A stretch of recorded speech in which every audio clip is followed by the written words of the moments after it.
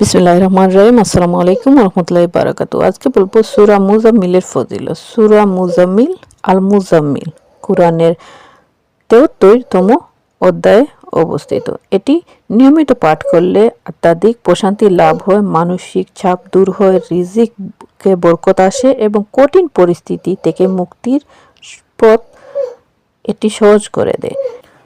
নিয়মিত এই সূরা তিলাওয়াত করলে অন্তর পবিত্র হয় এবং দুশ্চিন্তা ও মানসিক রোগ থেকে সুরক্ষা পাওয়া যায়। অনেকের বিশ্বাস ও অভিজ্ঞতা রয়েছে অভাব অনটন দূর করতে এবং আল্লাহর রহমতে রিজিক বৃদ্ধির জন্য এই সূরা নিয়মিত পড়া অত্যন্ত ফজিলতপূর্ণ।